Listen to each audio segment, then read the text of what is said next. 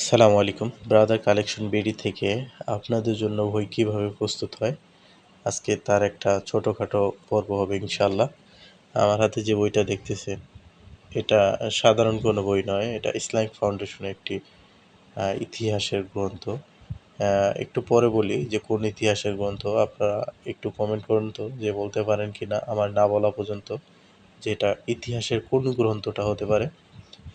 এখন আসি যে আমরা প্রতিটা বই খুব যত্ন সহকারে ঝাড়া মোছা করে এরপরে পাঠানোর উপযোগী করে একজন পাঠকের হাতে পাঠাই, এবং এই বইয়ের ভিতরে প্রচুর একটা লাইব্রেরিতে থাকার ফলে প্রচুর ধুলাবালি পড়ে থাকে, এবং ইসলামিক ফাউন্ডেশনের বইগুলো হওয়ায় পাঠক জানেন যে ওইগুলো অনেক সময় দেখতে পুরাতন, ভাঙা ইত্যাদি ওরকম মনে হয়।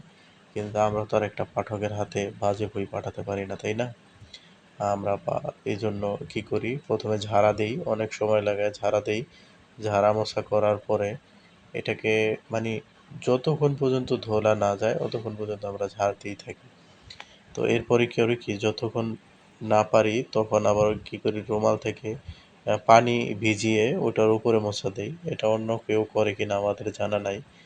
তবে উপরে রেক্সিন কভারগুলো হওয়ায় পানি ভিজিয়ে মোছা দিলে খুবই চকচকা এবং ফকফকা হয়, হ্যাঁ?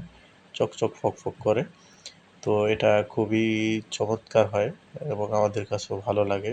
দেখতে একটা জিনিস ভালো লাগে, কারণ আমরা শুধু বই বিক্রি করি না, পাঠকের ভালোবাসাও বিক্রি করি। আল বিদায়া ওয়ান নিহায়া।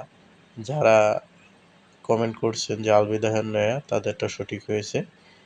এবং এটা একটা ইতিহাসের গ্রন্থ। ইসলামের আদি থেকে অন্ত পর্যন্ত যত ইতিহাস আছে, এর লেখক হচ্ছে তাফসির ইবনে কাসিরের লেখক ইবনে কাসির রাহিমাহুল্লাহ। তার এক অমর এবং কালজয়ী গ্রন্থ ১ থেকে ১৪ খণ্ড আল বিদায়া ওয়ান নিহায়া, অর্থাৎ ইসলামের প্রথম থেকে শুরু করে শেষ পর্যন্ত যত ইতিহাস আছে। এই যে দেখেন এখন বইটা অনেকটাই চকচক করতেছে, হ্যাঁ? যদিও আমাদের বলার বাচনভঙ্গি, আমরা বলি যে চকচক ফক। আপনারা কি বলেন এটা জানাই।